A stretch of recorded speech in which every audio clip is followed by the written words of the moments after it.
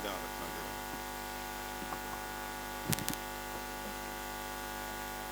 गुरु सवारे खालसा जीओ, वाहिगुरु जी का खालसा, वाहिगुरु जी की फतेह।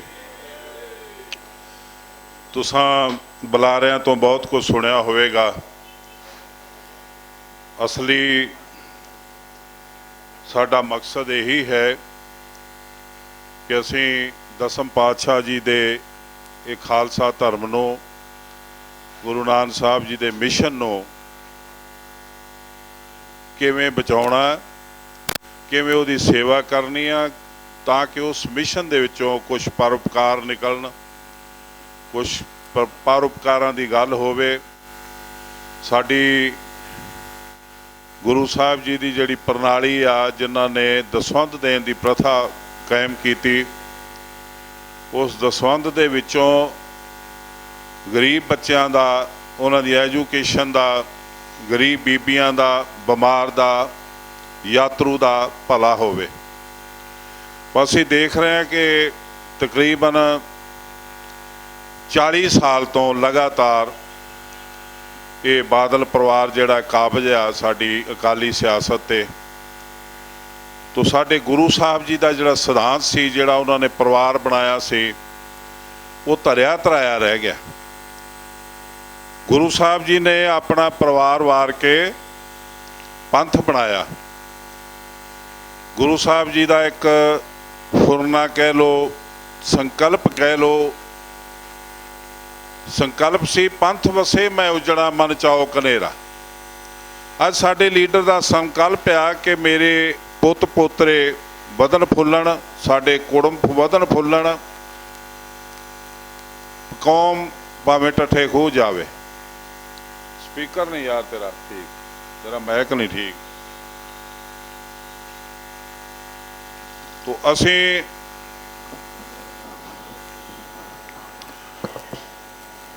ये देख रहे हैं कि गुरु साहब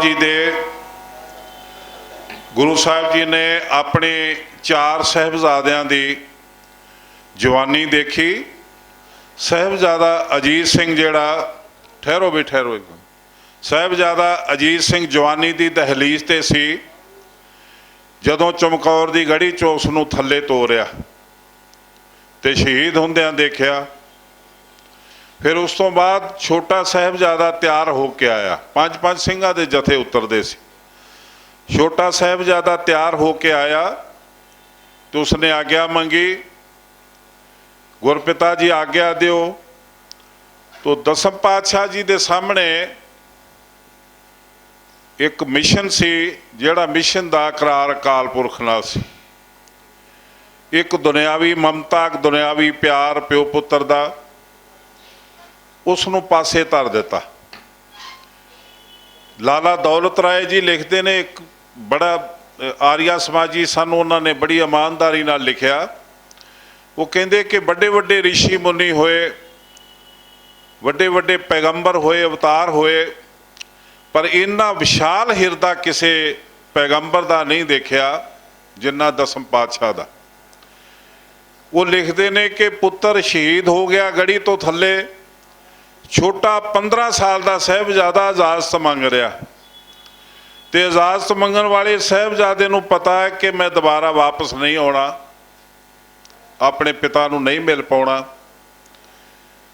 गुरपिता नूं पता है कि इस पुत्र नूं मैं दोबारा नहीं देख पाउणा। पुत्र पिता का प्यार वसारदा ते पिता पुत्र का मोह वसार के ये कहंदा कि जाओ बेटा, अपने खून की स्याही नाल मेरे असूलों की दस्तावेज ते साइन करो, ताकि मेरा अकाल पुरख ना कीता करार निभ जावे। दसम पातशाह उदेश धर्म हेत गुरदेव पठाए। धर्म नूं बचाउण लई, धर्म की रखिया लई लगातार गुरु अर्जन देव जी तो बाद साहिबजादियां की शहादत तक 1 सदी कुर्बानियां गुरु कर दियां। गुरु अर्जन देव जी महाराज, गुरु हरगोबिंद पातशाह की जदोजहद, गुरु तेग बहादुर साहब जी की शहादत, माता गुजरी जी की शहादत, 4 साहिबजादियां की शहादत, ਦਸਮ ਪਾਤਸ਼ਾਹ ਜੀ ਦੀ ਆਪਣੀ ਸ਼ਹਾਦਤ, ਉਹਨਾਂ ਦੇ ਮਾਮੇ ਦੇ ਪੁੱਤ, ਉਹਨਾਂ ਦੇ ਭੂਆ ਦੇ ਪੁੱਤ, ਇਹਨਾਂ ਦੀ ਸ਼ਹਾਦਤ। तो गुरु परिवार विचों एक सदी कुर्बानियां लगातार होईयां, एक मिशन बचाउण लई, कोई सरकार या किला या दौलत बचाउण लई नहीं। लाला दौलत राय जी लिखते कि मैं इसे करके दसम पातशाह का इतिहास लिख रहा क्योंकि उन्हां दा मिशन, उन्हां दी लड़ाई ना जर कारण ना जोरू कारण, जर जोरू ਦੇ ਕਾਰਨ ਉਹ ਲੜਾਈ ਨਹੀਂ ਹੋਈ, ਬਲਕਿ ਸਾਰੇ ਸਾਡੇ ਹਿੰਦੁਸਤਾਨ ਦੇ ਪੈਗੰਬਰਾਂ ਦੀ ਲੜਾਈ ਔਰਤ ਤੇ ਆ ਕੇ ਨਿਬੜਦੀ ਜਾਂ ਜ਼ਮੀਨ ਤੇ। ਪਰ ਦਸਮ ਪਾਤਸ਼ਾਹ ਦੀ ਲੜਾਈ ਬੜੀ ਨਵੇਕਲੀ ਜੀ ਲੜਾਈ। ਤੋ ਦਸਮ ਪਾਤਸ਼ਾਹ ਜੀ ਦੇ ਸੂਰਬੀਰ ਬਹਾਦਰ ਬੱਚੇ, 2 ਚਮਕੌਰ ਦੀ ਗੜੀ ਸ਼ਹੀਦ ਹੋਏ, 2 ਸਰਹੰਦ ਦੇ ਵਿੱਚ ਨੀਹਾਂ ਚਿਣੇ ਗਏ। ਉਸ ਤੋਂ ਬਾਅਦ ਜਦੋਂ ਨੀਹਾਂ ਡਿੱਗ ਪਈਆਂ, ਬੇਹੋਸ਼ੀ ਚੋਂ ਵਾਪਸ ਆਏ, ਉਹਨਾਂ ਨੂੰ ਕਰੋ ਜਿਬਾ ਇਨ ਮਾਰੋ ਜਾਨ, ਇਹਦਾ ਹੁਕਮ ਹੋਇਆ ਸੂਬੇ ਵੱਲੋਂ, ਕਰੋ ਜਿਬਾ ਇਨ ਮਾਰੋ ਜਾਨ। ਤੋ ਇਤਿਹਾਸਕਾਰ ਲਿਖਦਾ, ਹੋ ਤੋ ਉਹਾਂ ਥੇ ਸ਼ੁਰਾਵਾਰੋ ਦੇ ਗੋਡੇ ਹੇਠ ਕਰ ਜਿਬਾ ਡਾਰੋ, ਤੜਪ ਤੜਪ ਗਈ ਜਿੰਦ ਉਡਾਏ, ਇਹ ਸ਼ੀਂਹ ਖੋਰ ਦੋਏ ਦਾ ਕਤਲਾਏ। ਇਹ ਦੁੱਧ ਪੀਣ ਵਾਲੇ ਬੱਚੇ ਜ਼ਾਲਮਾਂ ਨੇ ਛੁਰੀਆਂ ਨਾਲ ਛਾਤੀ ਤੇ ਛੁਰੀਆਂ ਰੱਖ ਕੇ ਕੋਹ ਕੇ शहीद किए। एक इतिहासकार लिखता है कि दोए कटार दुष्ट लह धाए, हाथ कांप तिस नहीं चलाए। 2 कटारां लैके दुष्ट आए, जदों हुक्म होया तो उन्हां दे हथ नहीं कंबे मासूम बच्चों ते। वो बच्चे मासूम, छोटियां उम्रां, पर बड़ा वड्डा फैसला ये कि इस्लाम कबूल करो। वो कहते कि नहीं, साडे गुरपिता का धर्म जिहड़ा खालसा धर्म उसनूं नहीं त्यागना। फिर मौत लई तैयार रहो, कहते हाज़र हैं, तैयार है। बार बार कोशिश की गई, नहीं गल बनी। तो ये फैसला लिया, करो ज़िबा न मारो जान। वो साहिबजादे किते डोल जाते, घबरा जाते, अपनी जान बचाउण लई छुरीआं देख के, ते अज साडे सिरां ते सरदारियां ना हुंदियां। अज सानूं दसम पातशाह ने जिहड़ी केस दाड़े दी दस्तार दी फकीरी दित्ती है ना हुंदी, साडी सिख कौम दा कोई वजूद ना हुंदा। तो साहिबजादे छोटी उमरां दे ते मकसद धर्म बचाउणा। जिस तरह गुरु साहब दा उपदेश सी, धर्म हेत गुरदेव पठाए। गुरु साहब कहते मैं अपने गुरपिता नूं धर्म बचाउण लई दिल्ली तोरिया। अज साडा लीडर कहता कि राज बिना न धर्म चले है, पहले राज दिओ फिर मैं धर्म चलाऊँगा। तो 25 साल जिहड़ा ने लगातार राज किया प्रकाश सिंह बादल ने, उहदे विच ना साडे दसम पातशाह की पवित्र आत्मा सुरक्षित रही, ना उन्हां दा शरीर। जिहड़ा उन्होंने सानू ज्योति जोत समाउण समय आत्मा ग्रंथ विच प्राण पंथ विच कह के दिता सी। अज आत्मा थां थां ते लीरो लीर होई भी पंजाब दे विच, होई भी इहदी सरकार दे विच, गलियां च रुली ते रोलण वालियां दा इह शरणदाता बनिया। जिस बंदे ने वंगार के गुरु ग्रंथ साहब पाड़िया, वंगार के कह के पोस्टर लगा के, वो बंदे दा शरणदाता बड़िया। उहदे खिलाफ इन्हें FIR दर्ज नहीं होण दित्ती। फिर उस थां ते उस मकाम ते सिख बच्चों ने जिहड़ा रोस प्रगट किया, उन्होंने कहा कि मैनू रस्ता साफ चाहिए। तो सुमेध सैनी ने अपने जरनैलों को हुक्म दिता कि रस्ता साफ चाहिए। तो अमृत वेले उस सड़क ते गोलियां चलियां, जिस तरह मींह वरदा है, तो 2 बच्चे तो मौके पर मारे गए, 100 के करीब जख्मी होए, अपाहज होए। उन्हों का शरणदाता प्रकाश सिंह बादल, ਜਿਹੜੇ ਬੱਚਿਆਂ ਨੂੰ शिकार खेडदा रहा अजहार आलम, वो ये अकाली दल का मीत प्रधान अज बनया। अजहार आलम जिन्हें आलम सैना बना के बच्चों का शिकार खेडिया पंजाब च, मशहूर बंदा, वो इहदा अकाली दल का वाइस प्रधान। ਉਹਦੀ धर्म पत्नी कल अजे कल की गल आ, बीबी जगीर कौर ने जनरल सैकटरी बनाई अकाली दल की। तो जिहड़ा सुमेध सैनी अज मौत तो डरदा लुकदा फिरदा, जे सुमेध सैनी ने बड़े ਜ਼ਾਲਮਾਨਾ ਤਰੀਕੇ ਨਾਲ ਬੱਚਿਆਂ ਨੂੰ ਕੋਹ ਕੇ ਮਾਰਿਆ ਆਪਣੇ ਰਿਮਾਂਡ ਦੇ ਵਿੱਚ, ਤੇ ਜਿਹ ਤੇ ਤਰਸ ਕਰਦਾ ਸੀ ਉਹਨੂੰ ਗੋਲੀ ਨਾਲ ਮਾਰਦਾ ਸੀ, ਦੂਜਿਆਂ ਨੂੰ ਕੋਹ ਕੇ ਮਾਰਦਾ ਸੀ। ਉਹ ਇਹਦੀ ਸਰਕਾਰ ਬਣਨ ਤੋਂ ਬਾਅਦ ਸਭ ਤੋਂ ਪਹਿਲੇ ਸਾਈਨ ਇਹਨੇ ਉਹਨੂੰ ਜਰਨਲ ਬਣਾਉਣ ਲਈ ਕੀਤੇ, ਡੀਜੀਪੀ ਪੰਜਾਬ ਬਣਾਇਆ। ਇਹ ਏਡਾ ਮਹਾਂਪੁਰਖ ਸਾਡੇ ਪੱਲੇ ਪਿਆ, ਇੱਥੋਂ ਦੀ ਕਮੇਟੀ ਪੈਸੇ ਮੰਗੀ ਜਾ ਰਹੀ ਆ, ਪੈਸੇ ਨਹੀਂ ਆ ਰਹੇ, ਪੈਸੇ ਨਹੀਂ ਆ ਰਹੇ। 100 ਸਾਲ ਹੋ ਗਿਆ ਅਕਾਲੀ ਦਲ ਬਣੇ ਨੂੰ, ਤੇ ਸਾਡੀਆਂ ਕਮੇਟੀਆਂ ਬਣੀਆਂ ਨੂੰ ਕਦੀ ਕੋਈ ਟੋਟ ਆਈ ਹੈ? ਹਰਿਮੰਦਰ ਸਾਹਿਬ 'ਚ ਬਲੂ ਸਟਾਰ ਹੋਇਆ, ਲਗਾਤਾਰ ਫੌਜ ਦਾ ਕਬਜ਼ਾ ਰਿਹਾ, ਕਰਫਿਊ ਲੱਗੇ ਰਹੇ, ਪਰ ਕਦੀ ਕਿਸੇ ਨੇ ਪੈਸਾ ਮੰਗਿਆ? 10 ਕਰੋੜ ਰੁਪਇਆ ਤੇ ਸੁਪਰੀਮ ਕੋਰਟ 'ਚ ਇਮੀਡੀਏਟਲੀ ਉਦੋਂ ਦੇ ਕੇ ਕੇਸ ਦੀ ਫੀਸ ਤੇ ਕੇਸ ਕੀਤਾ ਟੌਹੜਾ ਸਾਹਿਬ ਨੇ ਫੌਜ ਦੇ ਖਿਲਾਫ, ਔਰ 10-10 ਹਜ਼ਾਰ ਇੱਕ ਵਿਅਕਤੀ ਨੂੰ ਜਿਹੜਾ ਉੱਥੇ ਮਾਰੇ ਗਏ ਉਹਨਾਂ ਦੇ ਘਰਾਂ 'ਚ ਦਿੱਤਾ।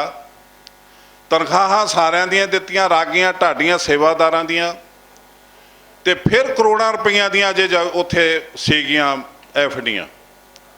ਤੋਂ ਅੱਜ ਭਾਂਡੇ ਮੋਢੇ ਪਏ ਨੇ। ਅੱਜ ਮੰਗਤਿਆਂ ਦੀ ਤਰ੍ਹਾਂ ਪ੍ਰਬੰਧਕ ਕਮੇਟੀ ਅੰਮ੍ਰਿਤਸਰ ਵੀ ਪੈਸੇ ਮੰਗੀ ਜਾ ਰਹੀ, ਦਿੱਲੀ ਵੀ ਮੰਗੀ ਜਾ ਰਹੀ, ਤੇ ਪਟਨਾ ਸਾਹਿਬ ਵੀ ਮੰਗੀ ਜਾ ਰਹੀ। ਕੀ ਹਜੂਰ ਸਾਹਿਬ ਨੂੰ ਲੋੜ ਨਹੀਂ? ਹਜੂਰ ਸਾਹਿਬ ਕੋਲ ਪੈਸਿਆਂ ਦੀ ਖਾਣ ਲੱਗੀ ਹੋਈ ਹੈ। ਨਾ ਹਜੂਰ ਸਾਹਿਬ ਮੰਗੇ, ਨਾ ਪੌਂਟਾ ਸਾਹਿਬ ਮੰਗੇ, ਨਾ ਹੇਮਕੁੰਡ ਮੰਗੇ, ਨਾ ਕਸ਼ਮੀਰ ਦੀ ਕਮੇਟੀ ਮੰਗੇ, ਨਾ ਪਾਕਿਸਤਾਨ ਦੀ ਕਮੇਟੀ ਮੰਗੇ, ਨਾ ਤੁਹਾਡੀਆਂ ਲੋਕਲ ਕਮੇਟੀਆਂ ਮੰਗਣ। ਤੁਸੀਂ ਲੰਗਰ ਘੱਟ ਖਵਾਏ ਨੇ, ਇਹਨਾਂ ਕਿੰਨਿਆਂ ਕੁ ਨੂੰ ਲੰਗਰ ਖਵਾਤਾ? ਤੋ ਸਾਡਾ ਬੇੜਾ ਕਰਕੇ ਇਸ ਬੰਦੇ ਨੇ ਕੀਤਾ 40 ਸਾਲ 'ਚ। ਜਿਹੜਾ ਬੰਦਾ ਆਪ ਨਗੋਰਾ, ਉਹ ਦਸਮ ਪਾਤਸ਼ਾਹ ਦੇ ਸਰੀਰ 5 ਪਿਆਰਿਆਂ ਨੂੰ ਹੁਕਮ ਦੇ ਕੇ ਤੇ ਰਾਮ ਰਹੀਮ ਨੂੰ ਕਲੀਨ ਚਿੱਟ ਦਿੰਦਾ, ਤੇ 5 ਪਿਆਰੇ ਆ ਕੇ ਸਾਈਨ ਕਰਦੇ ਨੇ ਕੋਠੀ 'ਚ। ਇਹ ਸਾਡਾ ਨਿਜ਼ਾਮ ਰਹਿ ਗਿਆ, ਸਾਡਾ ਸਿਧਾਂਤ ਰਹਿ ਗਿਆ। ਖਾਲਸਾ ਜੀ ਇਹ ਕਮੇਟੀਆਂ ਬਣਾਈਆਂ ਨੇ ਐਕਟ ਅਨੁਸਾਰ, ਸਰਕਾਰ ਨੇ ਸਿਧਾਂਤ ਬਣਾਏ ਨੇ, ਦਸਮ ਪਾਤਸ਼ਾਹ ਨੇ, ਸਾਡੇ ਗੁਰੂਆਂ ਨੇ। ਸਿਧਾਂਤ ਨੂੰ ਸੰਭਾਲਣ ਲਈ ਇਹ ਕਮੇਟੀਆਂ ਨਹੀਂ ਬਣੀਆਂ। ਇਹ ਕਮੇਟੀਆਂ ਬਣੀਆਂ ਜ਼ਮੀਨਾਂ ਸੰਭਾਲਣ ਲਈ, ਗੁਰੂ ਦੀ ਗੋਰਖ ਸੰਭਾਲਣ ਲਈ। ਇਹ ਪੈਸੇ ਦਾ ਮਿਸਯੂਜ਼ ਨਾ ਹੋਵੇ ਇਸ ਕਰਕੇ। ਲੇਕਿਨ ਇਹਨਾਂ ਕਮੇਟੀਆਂ ਨੇ ਮਰਿਆਦਾ ਪੁਰਸ਼ੋਤਮ ਬਣ ਕੇ ਸਭ ਤੋਂ ਪਹਿਲਾਂ ਦੇ ਬਾਬੇ ਬੁੱਢੇ ਦੀ ਪਦਵੀ ਨੂੰ ਨੌਕਰ ਕੀਤਾ।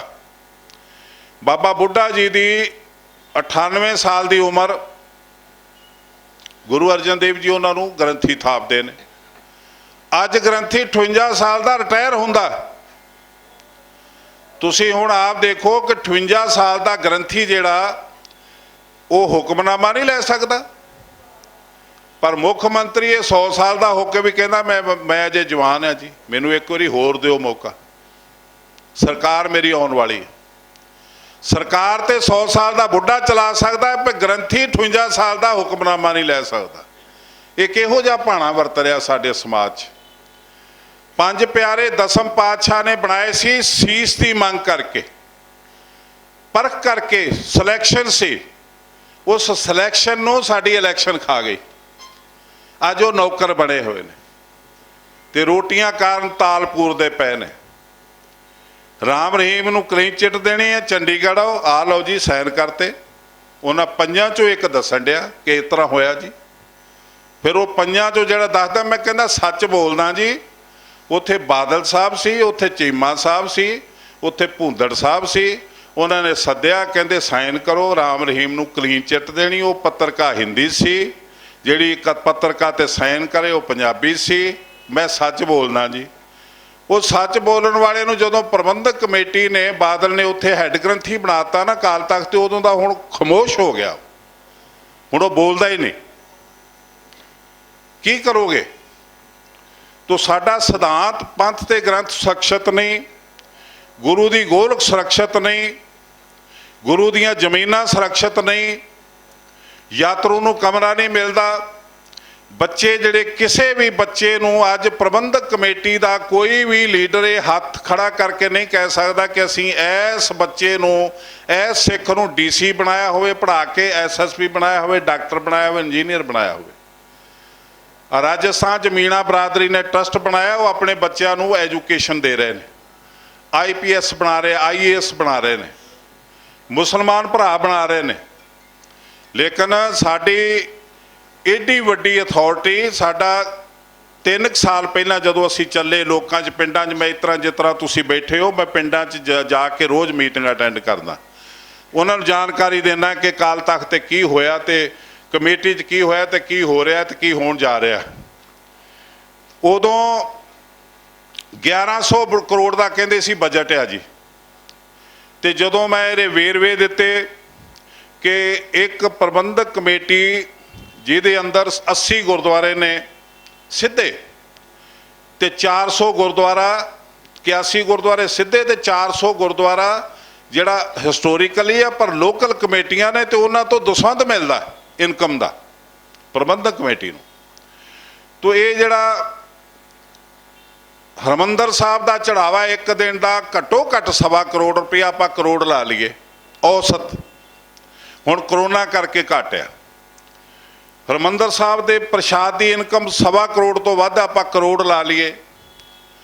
ਬਾਬਾ ਦੀਪ ਸਿੰਘ ਸ਼ਹੀਦ ਦਾ ਕਰੋੜ ਰੁਪਇਆ ਰੋਜ਼ ਦੀ ਗੋਲਕ ਹੈ, ਕਰੋੜ ਦਾ ਹੀ ਪ੍ਰਸ਼ਾਦ ਦੀ ਇਨਕਮ ਆ। 4 ਕਰੋੜ ਤੇ 2 ਗੁਰਦੁਆਰੇ ਦੇ ਰਹੇ ਨੇ ਇੱਕ ਦਿਨ ਦਾ, ਤੇ ਸਾਲ ਦਾ 1400 ਕਰੋੜ ਤੇ ਇਹੀ ਬਣ ਜਾਂਦਾ।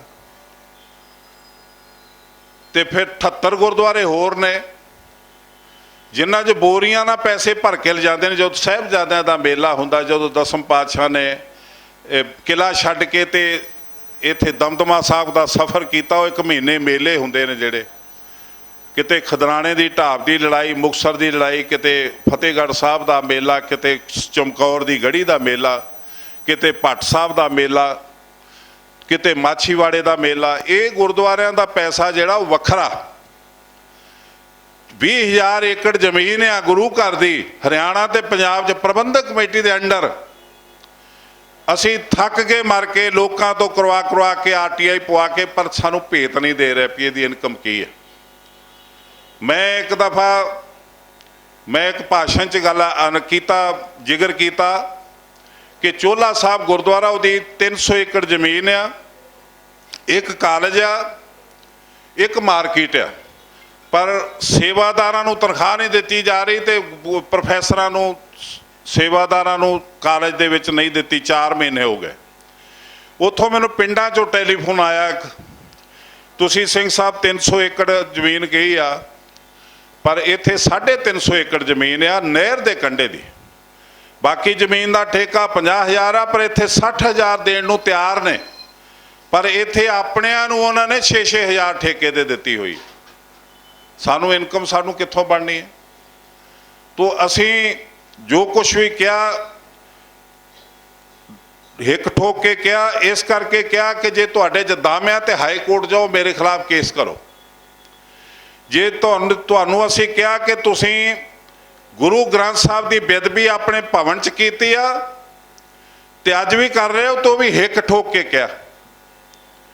ਖਾਲਸਾ ਜੀ, ਜਦੋਂ ਤੁਹਾਨੂੰ ਅੰਦਰ ਦੀਆਂ ਗੱਲਾਂ ਦਾ ਪਤਾ ਲੱਗੂਗਾ, ਤੁਸੀਂ ਅੱਗ ਦੀ ਤਰ੍ਹਾਂ ਮੱਚ ਜਾਓਗੇ। ਸਾਡੀ ਬਲੂ ਸਟਾਰ ਹੋਇਆ, reference library, Guru Ramdas library, ਅਜਾਇਬ ਘਰ, ਤੋਸ਼ਾਖਾਨਾ, ਇਹਦਾ ਕੀਮਤੀ ਸਮਾਨ ਫੌਜ ਲੈ ਕੇ ਆਈ। ਫੌਜ ਜਦੋਂ ਲੈ ਕੇ ਆਈ ਤੇ 2004 'ਚ ਇੱਕ ਸਿੱਖ ਨੇ ਹਾਈ ਕੋਰਟ 'ਚ ਕੇਸ ਪਾਇਆ, ਜੀ ਸਾਡਾ ਖਜ਼ਾਨਾ ਨਹੀਂ ਆ ਰਿਹਾ ਵਾਪਸ।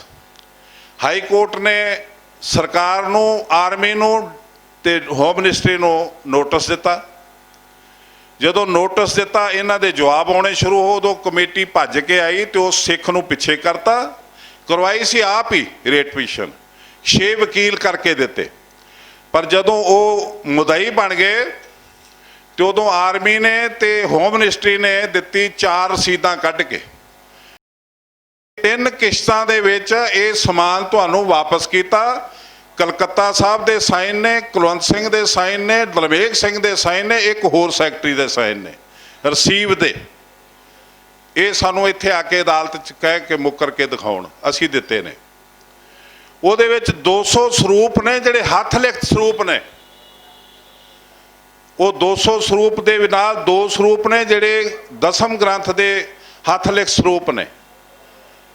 ਇਸ ਤੋਂ ਇਲਾਵਾ 28 ਹੁਕਮਨਾਮੇ ਨੇ ਗੁਰੂ ਗੋਬਿੰਦ ਸਿੰਘ ਜੀ ਦੇ ਹੱਥ ਲਿਖਤ ਅਸਲੀ ਕਾਪੀਆਂ, 28 ਹੁਕਮਨਾਮੇ ਗੁਰੂ ਗੋਬਿੰਦ ਸਿੰਘ, ਗੁਰੂ ਹਰਗੋਬਿੰਦ ਪਾਤਸ਼ਾਹ, ਗੁਰੂ ਤੇਗ ਬਹਾਦਰ ਸਾਹਿਬ ਪਾਤਸ਼ਾਹ, ਮਾਤਾ ਸੁੰਦਰੀ ਜੀ, ਮਾਤਾ ਸਾਹਿਬ ਕੌਰ ਜੀ, ਬਾਬਾ ਬੰਦਾ ਸਿੰਘ ਬਹਾਦਰ, ਉਹ ਨਹੀਂ ਮਿਲ ਰਹੇ। 2 ਜਨਮ ਸਾਖੀਆਂ ਨਹੀਂ ਮਿਲ ਰਹੀਆਂ, ਤੋਸ਼ੇਖਾਨੇ ਦਾ ਸਮਾਨ ਨਹੀਂ ਮਿਲ ਰਿਹਾ। ਤੇ ਕਿੱਥੇ ਗਿਆ ਇਹ ਵੀ ਉਦੋਂ ਪਤਾ ਲੱਗਾ ਜਦੋਂ ਇੱਕ ਨੂੰ ਨਵੇਂ ਨੂੰ ਲਾਇਆ ਇੰਚਾਰਜ ਉਹਦੀ ਲਾਇਬ੍ਰੇਰੀ ਦਾ, ਤੇ ਉਹਨੇ ਕਿਹਾ ਕਿ ਜਿਹੜਾ ਇੰਦਰਾਜ ਤੁਹਾਡੇ ਵਿੱਚ ਦਰਜ ਆ ਕਿ ਇਹ ਸਮਾਨ ਇੱਥੇ ਪਿਆ, ਉਹ ਮੈਨੂੰ ਪੂਰਾ ਕਰਕੇ ਦਿਓ। ਉਹ ਪੂਰਾ ਨਹੀਂ ਹੋਇਆ ਅੱਜ ਤੱਕ।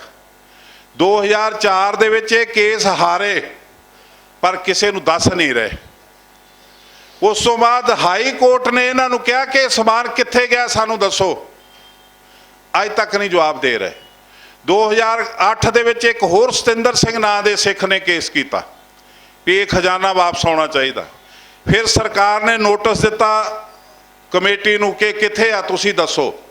ਸਰਕਾਰ ਨੇ ਤੇ ਦੱਸ ਦਿੱਤਾ, ਰਸੀਦਾਂ ਦੇਤੀਆਂ ਕਿ ਇਹ ਸਮਾਨ ਇੱਥੇ ਅਸੀਂ ਦੇ ਚੁੱਕੇ ਆ, ਤੁਹਾਡੇ ਨਾਂ ਲਿਖੇ ਨੇ, ਜਾਂ ਤੇ ਤੁਸੀਂ ਮੁੱਕਰੋ। ਪਰ ਨਾ ਮੁੱਕਰੇ ਅਸੀਂ, ਜੇ ਅਸੀਂ ਕਮੇਟੀ ਬਣਾ ਦਿੱਤੀ ਹੈ। 2008 ਤੋਂ ਲੈ ਕੇ ਅੱਜ ਤੱਕ ਉਹ ਕਮੇਟੀ ਬਣੀ ਹੋਈ ਹੈ ਤੇ ਹਰ ਤਰੀਕ ਨੂੰ ਜਵਾਬ ਹੁੰਦਾ ਜੀ ਕਰੋਨਾ ਹੋ ਗਿਆ, ਇਹ ਹੋ ਗਿਆ, ਕਮੇਟੀ ਨੇ ਅਜੇ ਪੂਰਾ ਨਹੀਂ ਕੀਤਾ। ਤੇ ਹਰ ਤਰੀਕ ਨੂੰ ਇਹ ਮਿੱਟੀ ਪਾ ਕੇ ਆਉਂਦੇ।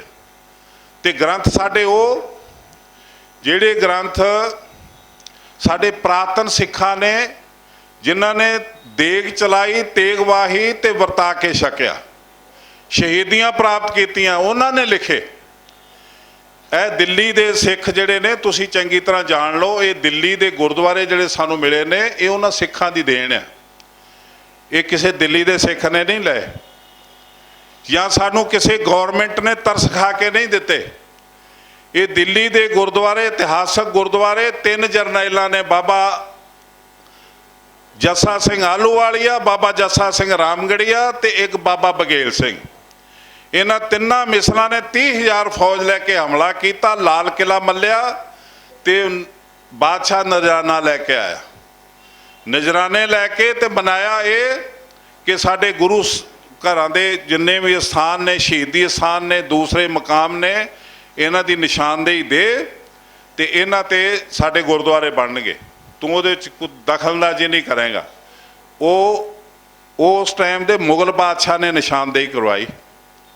ਇਹ ਸੀਸਗੰਜ ਗੁਰਦੁਆਰਾ ਉਦੋਂ ਦਾ ਬਣਿਆ, ਗੁਰੂ ਤੇਗ ਬਹਾਦਰ ਸੱਚੇ ਪਾਤਸ਼ਾਹ ਦੀ ਸ਼ਹਾਦਤ ਤੋਂ 80 ਸਾਲ ਬਾਅਦ ਇਹ ਹੋਂਦ 'ਚ ਆਇਆ ਗੁਰਦੁਆਰਾ।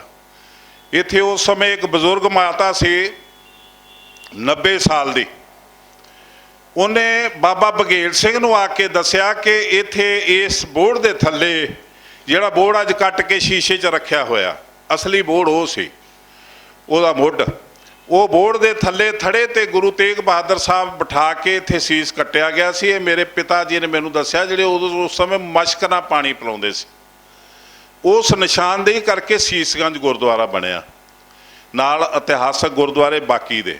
ਇਹ ਉਹਨਾਂ ਸਰਦਾਰਾਂ ਨੇ ਸਾਨੂੰ ਦਿੱਤੇ ਨੇ ਜਿਨ੍ਹਾਂ ਨੂੰ ਲਾਲ ਕਿਲਾ ਮਿਲ ਗਿਆ, ਪਰ ਉਹਨਾਂ ਨੇ ਰਾਜ ਭਾਗ ਨੂੰ ਲੱਤ ਮਾਰ ਕੇ ਸਾਨੂੰ ਇਹ ਜ਼ਿੰਦਗੀ ਦੇ ਸੋਮੇ ਦੇ ਕੇ ਗਏ, ਜਿਹੜੀ ਸਾਡੀ ਪਾਤਸ਼ਾਹੀ ਦਾ ਪ੍ਰਤੀਕ ਸੀ। ਅੱਜ ਰੁੜ ਗਏ ਸਾਰੇ।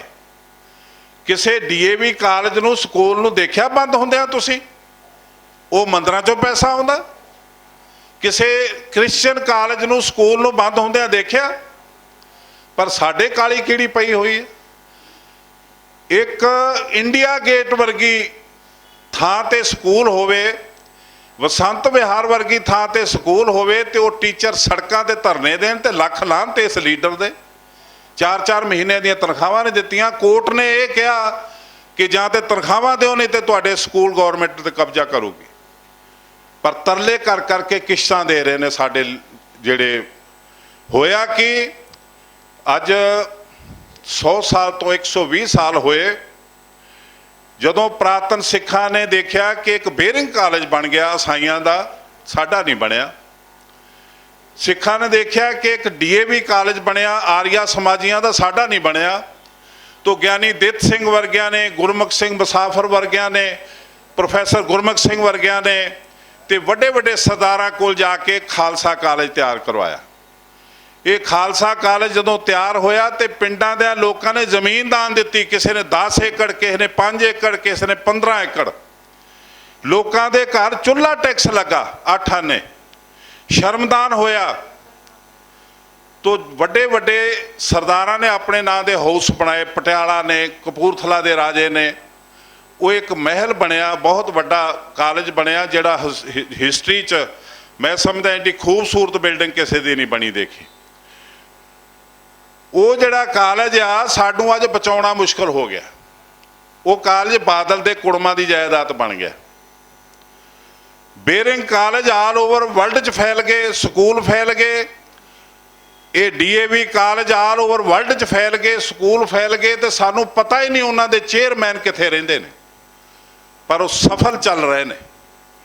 ਕਦੀ ਕਿਤੇ ਸੁਣਿਆ ਤੁਸੀਂ DAV ਕਾਲਜ ਕੋਈ ਫੇਲ ਹੋਇਆ, ਸਕੂਲ ਫੇਲ? ਇੱਥੇ ਸਾਡੇ ਜਲੂਸ ਨਿਕਲ ਗਿਆ ਸਕੂਲਾਂ ਦਾ। ਜਿਹੜਾ ਪ੍ਰਧਾਨ ਬਣਦਾ ਪਹਿਲਾਂ ਆਪਣਾ ਕਮਰਾ ਪਾਉਂਦਾ, ਫਿਰ ਮੁਰਗੇ ਖਾਂਦਾ ਉੱਥੇ ਬਹਿ ਕੇ, ਫਿਰ 4-4 ਲੱਖ ਲੈ ਕੇ ਟੀਚਰ ਰੱਖਦਾ। ਕਦੀ ਸੁਣਿਆ ਕਿ ਸਕੂਲ 'ਚ 85 ਡਰਾਈਵਰ ਹੋਣ? ਕਦੀ ਤੁਸੀਂ ਸੁਣਿਆ ਕਿਸੇ ਕਮੇਟੀ ਨੇ ਇੱਕੇ ਦਿਨ 16 ਨੋਵਾ ਗੱਡੀਆਂ ਖਰੀਦੀਆਂ ਹੋਣ? ਕਿਸੇ ਸਰਕਾਰ ਨੇ ਨਹੀਂ ਖਰੀਦੀਆਂ ਅੱਜ ਤੱਕ। ਤੋ ਸਾਡੇ ਇੱਥੇ ਕੋਈ ਖਸਮ ਨਹੀਂ ਰਿਹਾ। ਖਸਮ ਸੀ ਅਕਾਲ ਪੁਰਖ ਦਾ ਤਖਤ, ਅਕਾਲ ਤਖਤ ਉੱਤੇ ਮਕਾਮ ਸੀ ਪੰਥ ਤੇ ਗ੍ਰੰਥ ਦਾ। ਪੰਥ ਨੂੰ ਰੋਲ ਦਿੱਤਾ, ਗ੍ਰੰਥ ਨੂੰ ਰੋਲ ਦਿੱਤਾ, ਪੰਥ ਨੂੰ ਨੌਕਰ ਕਰ ਲਿਆ। ਉਹ ਨਗੋਰੇ ਲੋਕਾਂ ਦਾ ਪੰਥ ਜਿਹੜਾ ਸਾਡੇ ਲਈ ਉਹ ਸਿੰਘ ਸਾਹਿਬ, ਪੰਜ ਪਿਆਰੇ, ਤੇ ਬਾਦਲ ਲਈ ਉਹ ਨੌਕਰ। ਸਾਡੀ ਕੌਮ ਦੀ ਮਿੱਟੀ ਇੱਥੇ ਰੁਲੀ ਹੈ। ਕੌਮ ਦਾ ਹੋਵੇ, ਸਾਨੂੰ ਸਾਡੀ ਸਰਪ੍ਰਸਤੀ ਦਸਮ ਪਾਤਸ਼ਾਹ ਸਾਨੂੰ ਦੇ ਕੇ ਗਏ ਨੰਦੇੜ 'ਚੋਂ। ਜਦੋਂ ਜੋਤੀ ਜੋਤ ਸਮਾਏ, ਸਿੱਖਾਂ ਨੇ ਦੇਖਿਆ ਕਿ ਅੱਧੀ ਰਾਤ ਬੀਤ ਗਈ ਤੇ ਗੁਰੂ ਸਾਹਿਬ ਤਿਆਰੀ ਕਰ ਰਹੇ ਨੇ। ਗੁਰੂ ਸਾਹਿਬ ਨੂੰ ਪੁੱਛਿਆ, ਜੀ ਸੱਚੇ ਪਾਤਸ਼ਾਹ ਪਾਕੀ ਨਾਈ ਪਾਕ ਹੁਕਮ ਹੋਏ ਜੋ ਖਾਲਸਾ ਮੱਥਾ ਕਹਾਂ ਟੇਕੇ। तो गुरु साहब का हुक्म सी, मैं खालसा अकाल को सौंपा, जो खालसे की रहत पचारेगा तिसका बेली हाँ। जब ये कहे विप्रन की रीत, मैं ना करूं इनकी प्रतीत। हुण जिन्ने इत्थे प्रधान बन के गए ने सारियां दियां पेंटां लवा के देख लो, सिख हैगे ने। बादल दी लवा के देख लो, सिख आ। इन्हां नूं जपजी साहब दा पाठ आउंदा, इन्हां दे गल च किरपान हैगी आ, इन्हां दे शब्दां च अकाली रंगत हैगी है, इन्हां दे जीवन दे विच अकाली रूह हैगी है। जे नहीं हैगी तो क्यों माफ़ कर दिओ? क्यों तुसीं 500 रुपया वोट का लैके ते इन्हां नूं 30-35% वोट पैंदी इत्थे? एक तां छोटी जी दिल्ली, एक हल्का 10,000 का तो वोट पै रही 3600। तुहाडा कोई फर्ज नहीं बनता। तुसीं इस गंद नूं साफ करो। लै दे के कदी ओ कदी ओ कदी ओ कदी ओ, तो जदों स्वार्थ हुंदा फिर इकट्ठे भी हो जाते, हुण भी होणगे। हुण मैं अज पहली बारी आया, तुहानूं पता ना, अज पहली बारी आया मैं दिल्ली इस इलैक्शन के संदर्भ च। उस तरह तो मैं इत्थे कैद भी, इत्थे उम्र कैद कट्टी मैं तिहाड़ जेल च। ये निरंकारी मर्डर केस भी दिल्ली च ही होया। पर ये जिहड़े स्वार्थी लोग ने उन्होंने की पता, अन्निਆਂ ਨੂੰ उन्हां ਦੀਆਂ ਅੱਖਾਂ ही है नहीं देखण वालियां। वो कहते तुहाडी ते हाज़री नहीं लगी, तुसीं अज दिल्ली च आए हो। एक आ बीबी नवा मुला बन जाए ना तो बांग उच्ची देंदा, एक आ बीबी प्रधान बन गई मजबूरियां चों। वो कहती लो जी हुण रणजीत सिंह दिल्ली च आ गया, पहलां तो कदी आया नहीं। तो तू जिहड़े दिल्ली च आके परौंठे खवाते आ प्रधान बन के, उही दस दे, उहदी कमाई दस दे, सानूं की कीती आ तूं, अपनी करतूत ही दस दे। पैसे खाण तो बिना तुहानूं कोई काम होवे, जे दूसरा जे कोई तो तुहानूं चोर नज़र आउंदा। खालसा जी तुसीं मत्था टेकदे हो रोज़, कदी किसी नूं पैसिਆਂ चुकदिਆਂ देखदे हो? उत्थों कोई सिख पैसा नहीं चुकदा, सिर्फ ये प्रबंधक कमेटी के प्रधान चुकते हैं ते खांदे ने, बड़े गंदे ढंग नाल खांदे ने और फड़े गए ने। मैं तुहानूं याद दवावां 95 की इलैक्शन दे विच इत्थे प्रधान प्रबंधक कमेटी का 31 करोड़ दियां एफडीआं छड्ड के गया, प्रबंधक कमेटी दियां। अज लभ लो कित्थे ने? उस टाइम का 31 करोड़ 95 का ते अज दा हिसाब ला लो की बनदा। 114 करोड़ दियां एफडीआं सन इत्थों दी एजुकेशन सोसाइटी कोल। अज बां होण दी सड़कां ते प्रोफैसर बैठे ने, तनख्वाह नहीं निकलती पई। ये किन्ने खादियां, कित्थे गईयां? इसे तरह ही ये अमृतसर दरबार साहब का हाल है। तो एक तो खालसा जी, एक तो हैगी गोल कमेटी, एक हैगे एजुकेशन अदारे, ये खाण दे ढंग बना लए इन्होंने। एक इन्हां च बन गए ट्रस्ट, वो ट्रस्ट नूं इंटरस्ट नाल सुनियो किस तरह बने। एक बन गया गुरु रामदास चैरीटेबल ट्रस्ट, गुरु रामदास मैडिकल कॉलेज, बाबा बंदा सिंह बहादुर कॉलेज। एक बन गया मीरी पीरी अकैडमी, शाहबाद मारकंडा। ये ट्रस्ट जिहड़े ने ये गुरु दे घट ने ते लीडरां दे ज़्यादा ने।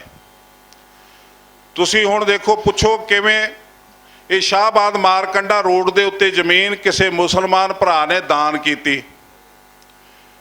27 एकड़ जमीन, ਉਹਦੇ ਚੋਂ 24 एकड़ जमीन बीबी जगीर कौर अज जिउंदी ते बादल भी जिउंदा ते असीं भी जिउंदे आरोप लाउण वाले। 24 एकड़ जमीन बीबी जगीर कौर ने बादल साहब के नां ते लीज से देती 10,000 रुपये नूं। 24 एकड़ जमीन जिहड़ी 2-2 करोड़ का किला रोड के उत्ते, वो बादल साहब हुण उहदे 99 साल लई मालक बन गए। किसी नूं पता नहीं, बीबी जगीर कौर नूं पता या बादल नूं पता। तो बादल साहब ने अपना ट्रस्ट बना लिया, बाहर लिख दिता मीरी पीरी अकैडमी, प्रबंधक कमेटी थले लिख दिता। तो जिहड़ी मीरी पीरी अकैडमी नूं लाइसेंस नहीं दिता गौरमेंट ने कई साल, हुण दा पता नहीं लाइसेंस इस करके नहीं दिता कि वो कहते कि असीं लाइसेंस दे सकते हैं संस्था नूं, व्यक्ति नूं नहीं। फिर इन्हां चटालियां तो ऑब्जैक्शन करवाए सरकार दे विच, असैंबली च, ते मिनिस्टर ने जवाब दिता कि ये सिखां दी, उन्हें क्वेश्चन किया कि सिखां दी संस्था नूं लाइसेंस क्यों नहीं मिल रहा, तो जवाब दिता सरकार दे विच मिनिस्टर ने, जिहड़ा अज भी मिनिस्टर है सेंटर सरकार च भाजपा दा, उदों कांग्रेस दे विच भी सी। उन्हें जवाब दिता कि असीं साडी सरकार जिहड़ी है संस्था नूं लाइसेंस दिंदी, व्यक्ति नूं नहीं। वो कहते सिखां दी है, कहते सिखां दी जमीन सी पर अज नहीं, अज व्यक्तिगत तौर पर मालक इहदा बादल है, वो लीज ते लै चुका 99 साल ਲਈ। पैसा इत्ते गुरु घर का लग रहा, ठीक है, जमीन गुरु घर की ठीक है, लेकिन मालक इहदा बादल है, वो व्यक्तिगत तौर पर असीं नहीं दे सकते। तो साध संगत जी, एक तो जमीन लै गया, एक उस जमीन ते मक्कड़ के थ्रू 20 करोड़ बैंक तो करजा ले लिया मीरी पीरी अकैडमी लई। मीरी पीरी अकैडमी की बिल्डिंग बन रही है तो 69 लाख रुपया साल का प्रबंधक कमेटी ब्याज दे रही है। तुहाडे बच्चों को कित्थों मिल जूगी कोई रिलीफ। फिर वो जिहड़े 69 लाख करोड़ रुपया जिहड़ा टोटल अज तक लगा, ओदी RTI पा के रिपोर्ट लई असी। मैं जदों किते बोलिया तो किसी सिख नूं शक होया कि सिंह साहब तो इवें अंदाजे नाल लाई जाते हैं, उन्हें RTI पाई, उन्होंने नहीं मिली, उन्हें चेयरमैन तो चिट्ठी लिखवाई, उन्होंने मिल गई। फिर वो मैनूं दिखाउण आया, कहंदा जी तुसीं 20 करोड़ करजा, कहंदे हुंदे इत्थे ते 69 करोड़ रुपया ला चुकी कमेटी उस थां ते जायदाद ते बादल दी है। हुण वो ट्रस्ट बन गया, उहदे विच जदों होऊगी अपनी एडमिशन ते जिहड़ियां होणगीਆਂ सीटां NRI दियां 30 लाख दे के 20 लाख दे के वो पैसे आउणगे जेब च, ते जिहड़ा पऊगा घाटा ते उहदे लई जाऊगी एप्लीकेशन। हरमंदर साहब जी, ये संस्था कौम दी आ, पंथ दे भले लई सेवा कर रही, ते इह घाटा पै गया, 2 करोड़ रुपया डोनेशन दे दित्ती जावे, फिर 2 करोड़ रुपया खजाने चों आके पै जांदा।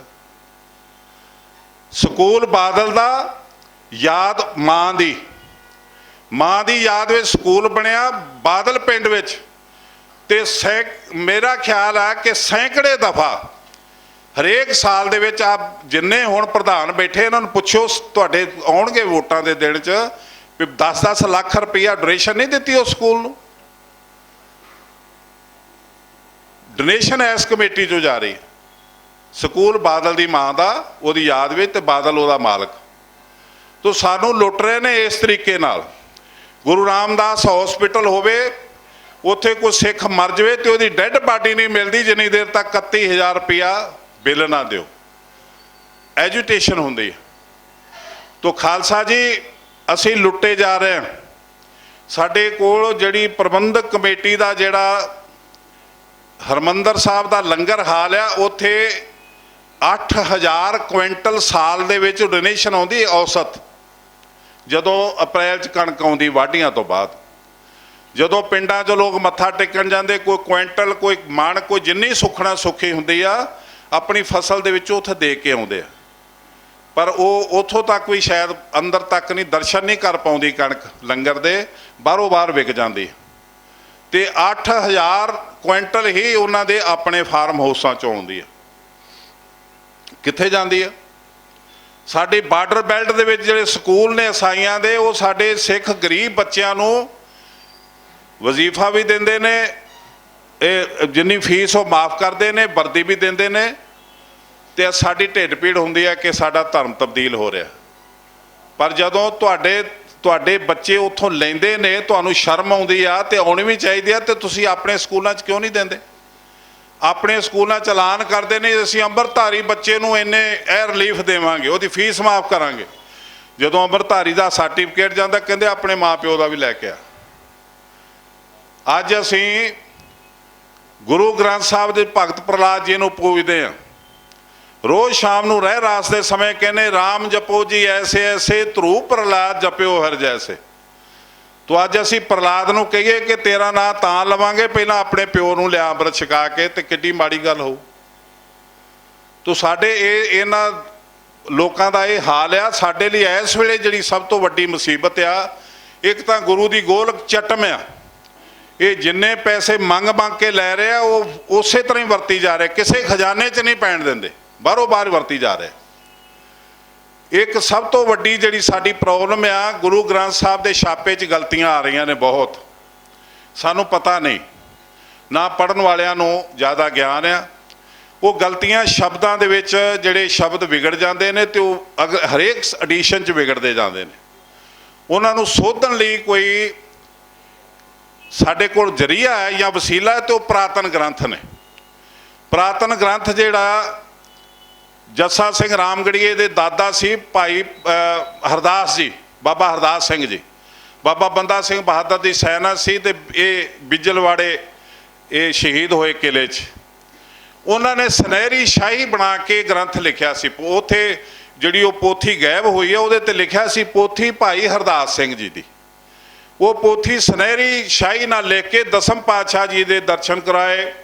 ਦਸਮ ਪਾਤਸ਼ਾਹ ਜੀ ਨੇ ਆਪਣੇ ਸਾਈਨ ਕੀਤੇ ਉਹਦੇ 'ਤੇ। ਉਹ ਪੋਥੀ ਅੱਜ ਨਹੀਂ ਮਿਲ ਰਹੀ ਸਾਨੂੰ, ਕਮੇਟੀ ਉਹਦਾ ਜਵਾਬ ਨਹੀਂ ਦੇ ਰਹੀ। ਅਸੀਂ ਲਗਾਤਾਰ ਉਹਨਾਂ ਨੂੰ ਜਵਾਬ ਤਲਬੀ ਮੰਗ ਰਹੇ ਹਾਂ, ਲੇਕਿਨ ਹੁਣ ਮੈਨੂੰ ਲੱਗਦਾ ਹੈ ਕਿ ਸਾਨੂੰ ਜਥੇਬੰਦ ਹੋ ਕੇ ਤੇ ਗੁਰੂ ਤੇਗ ਬਹਾਦਰ ਸਾਹਿਬ ਦੇ ਸੇਵਕ ਹੋ ਕੇ ਉਹਨਾਂ ਮਸੰਦਾਂ ਦੇ ਬੂਹੇ ਅੱਗੇ ਜਾਣਾ ਪਊਗਾ। ਤਾਂ ਇਹ ਸਾਨੂੰ ਜਿੰਨੀ ਦੇਰ ਅਸੀਂ ਇਹ ਪੋਥੀਆਂ ਨਹੀਂ ਲੈਂਦੇ, ਸਾਡਾ ਬੇਸ ਹੈ ਨਹੀਂ ਸਾਡੀ ਕੌਮ ਦਾ। ਅਸੀਂ ਕਦੇ ਵੀ ਗੁਰੂ ਗ੍ਰੰਥ ਸਾਹਿਬ ਦੀ ਛਪਾਈ ਜਿਹੜੀ ਆ, ਇਹਨਾਂ ਨੇ ਤੇ ਬਿਜ਼ਨਸ ਬਣਾ ਲਿਆ। ਪਹਿਲਾਂ ਤੁਸੀਂ 6-7 ਸਾਲ ਪਹਿਲਾਂ ਸੁਣਿਆ ਹੋਊਗਾ, ਜਮਨਾ ਦੇ ਵਿੱਚੋਂ ਇੱਕ ਟਰੱਕ ਸਰੂਪਾਂ ਦਾ ਨਿਕਲਿਆ। ਉਹ ਕਿਹਨੇ ਦਿੱਤੇ?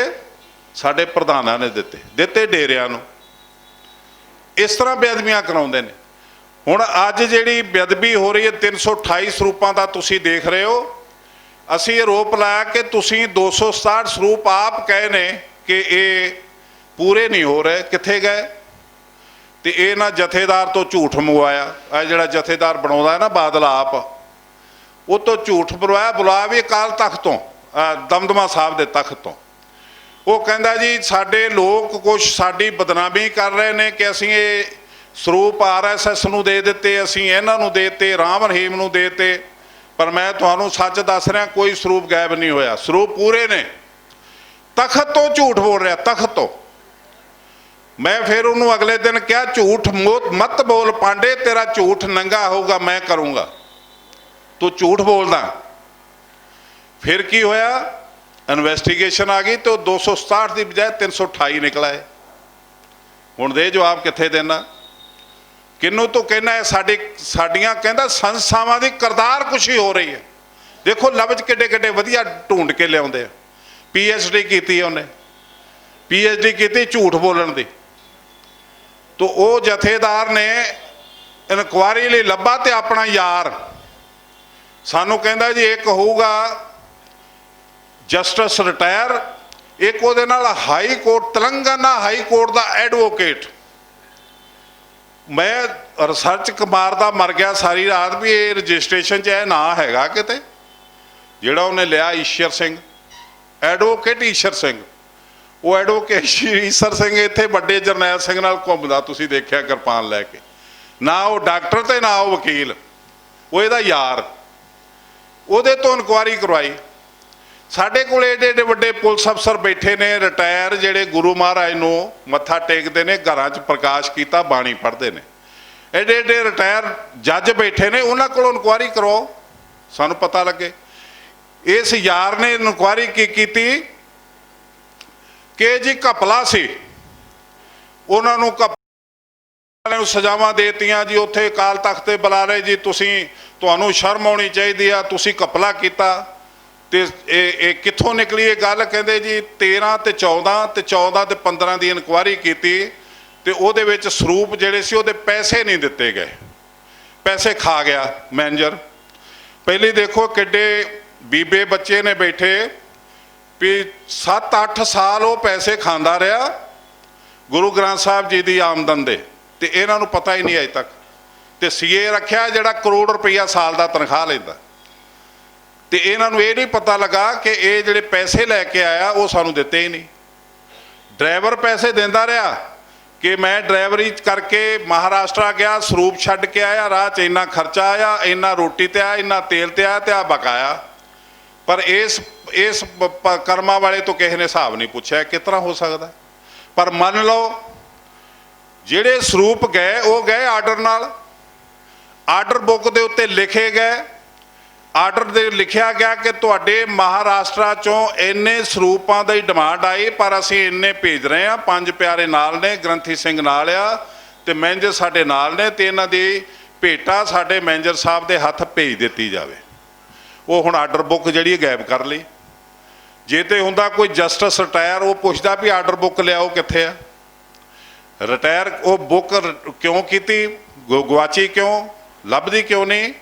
ਕਿਉਂਕਿ ਆਰਡਰ ਬੁੱਕ ਦੇ ਉੱਤੇ ਲਿਖਿਆ ਤੁਸੀਂ ਇੰਨੇ ਸਰੂਪਾਂ ਦੀ ਡਿਮਾਂਡ ਕੀਤੀ, ਇੰਨੇ ਅਸੀਂ ਭੇਜ ਰਹੇ ਹਾਂ।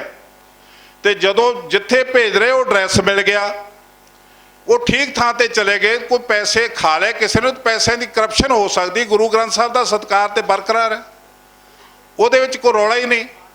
ਪਰ ਉਸ ਤੋਂ ਬਾਅਦ ਜਿਹੜੇ 328 ਸਰੂਪ ਨਿਕਲੇ ਉਹਨਾਂ ਦੀ ਅਜੇ ਤੱਕ ਇਨਵੈਸਟੀਗੇਸ਼ਨ ਹੀ ਨਹੀਂ ਹੋਈ।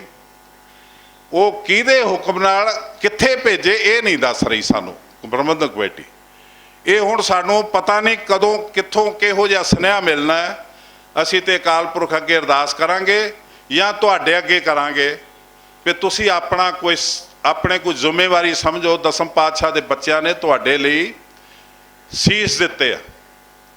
ਧੰਨ ਧੰਨ ਗੁਰਦੇਵ ਸੁਤ ਤਨ ਕੋ ਲੋਭ ਨਾ ਕੀਨ, ਧਰਮ ਰਾਖ ਕਲ ਸਿਉ ਗਏ ਦਾਦੇ ਸਿਉ ਜਸਲੀਨ।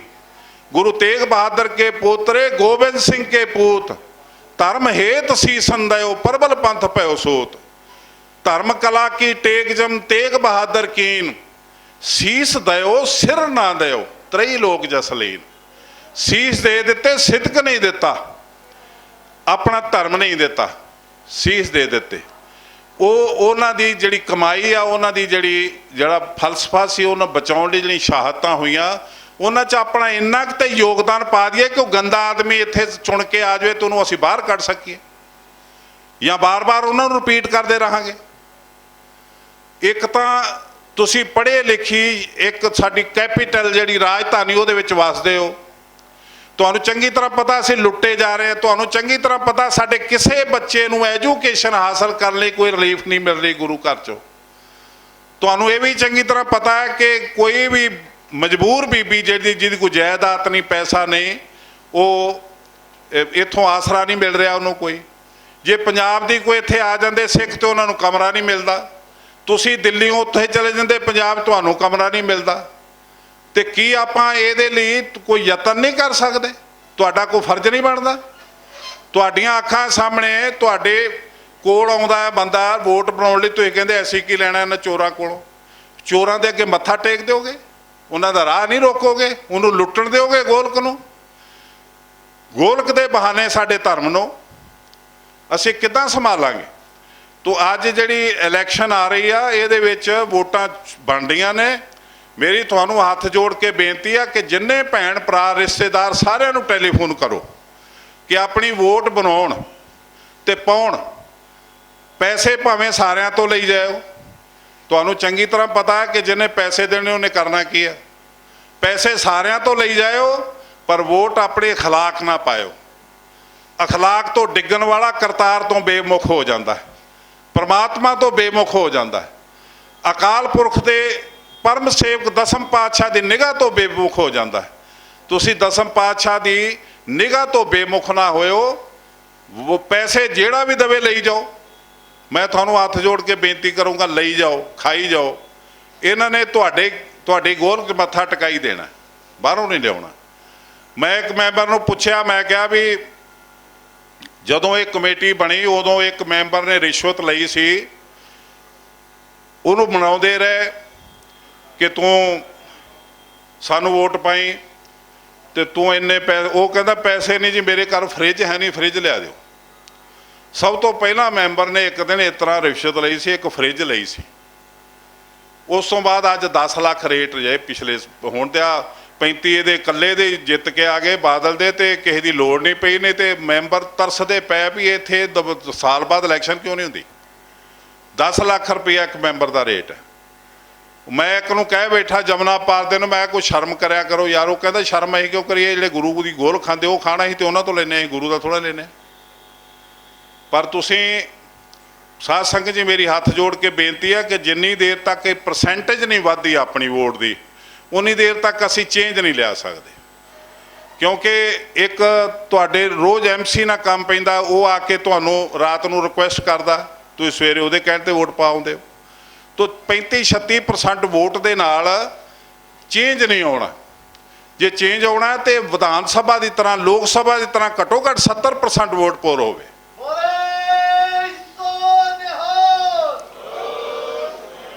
जकारा ढिला जा तुहाडा, मैनूं लगदा तुहाडी आत्मा मनदी नहीं हाली। तुसीं जिन्नी देर तक देखो आपां अज श्री साहब चुकण की लोड़ नहीं, किसी का सिर पाड़न की लोड़ नहीं, किसी को गाल कढ़न की लोड़ नहीं। तुहाडी एक वोट की ताकत जिहड़ी आ वो चेंज लिया सकती है। तो क्यों नहीं लियाउंदे तुसीं मौका? तो एक 50 साल तो बैठा एक कोई टब्बर, वो खालसा कॉलेज भी खा गया, वो गुरु घर भी खा गया, वो जमीनां खा गया, जायदादां खा गया।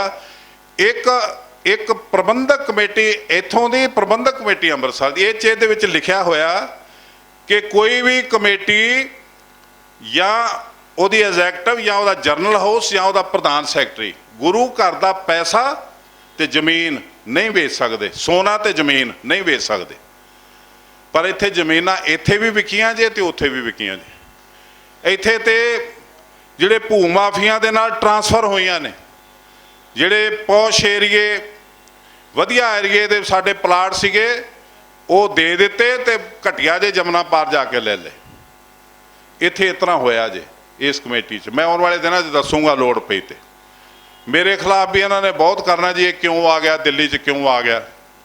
पर मैं क्यों आ गया, मैं गुरु घर का पहरेदार हाँ, पहरेदारी करने लई आऊँगा ही आऊँगा।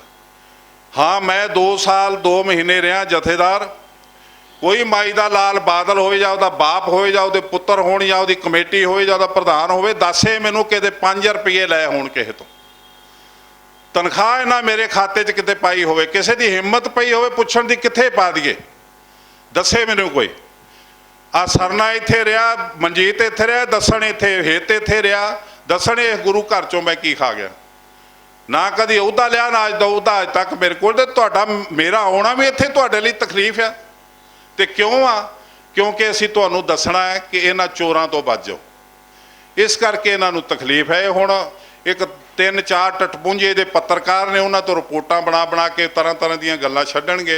सानूं किसी दी चिंता नहीं, असीं नंगे धड़ आवांगे, तुहाडे विच आवांगे, तुहानूं बेनतियां करांगे भी अपणियां वोटां बनवाओ ते फिर पोल करो ते चेंज लिआओ। ਉਹਦੇ ਲਈ ਅਸੀਂ ਤੁਹਾਨੂੰ ਸਾਧਨ ਦੇਵਾਂਗੇ, ਅਸੀਂ ਤੁਹਾਨੂੰ ਜਿੰਨੀ ਵੀ ਸਾਡੇ ਕੋਲ ਅਗਵਾਈ ਦੇ ਸਕੇ ਅਸੀਂ ਦੇਵਾਂਗੇ। ਪਰ ਤੁਸੀਂ ਇਹ ਮੰਨ ਕੇ ਚੱਲੋ ਅੱਜ ਤੇ ਤੁਹਾਡੀ ਇਹ ਜ਼ਿੰਮੇਵਾਰੀ ਆ, ਤੁਸੀਂ ਆਪ ਪ੍ਰਬੰਧਕ ਕਮੇਟੀ ਬਣਾਉਣੀ ਆ ਤੇ ਬਚਾਉਣੀ ਆ। ਇਹ ਸਾਡੇ ਕੋਲ ਜਦੋਂ ਪ੍ਰਬੰਧਕ ਕਮੇਟੀ ਨਹੀਂ ਸੀ ਉਦੋਂ ਇਹ ਗੁਰੂ ਤੇਗ ਬਹਾਦਰ ਖਾਲਸਾ ਕਾਲਜ ਬਣਿਆ, ਉਦੋਂ ਇੰਡੀਆ ਗੇਟ ਦੀ ਬਰਾਂਚ ਬਣੀ, ਉਦੋਂ ਬਸੰਤ ਵਿਹਾਰ ਦੀ ਬ੍ਰਾਂਚ ਬਣੀ, ਉਦੋਂ ਇਹ ਸਰੋਵਰ ਬਣਿਆ ਬੰਗਲਾ ਸਾਹਿਬ ਦਾ, ਉਦੋਂ ਇਹ ਕਤਵਾਲੀ ਨਾਲ ਦੀ ਮਿਲੀ, ਉਦੋਂ ਸਾਡੀਆਂ ਜ਼ਮੀਨਾਂ ਬਣੀਆਂ, ਸੰਸਥਾਵਾਂ ਬਣੀਆਂ, ਅੱਜ ਉਜੜਦੀਆਂ ਪਈਆਂ ਨੇ।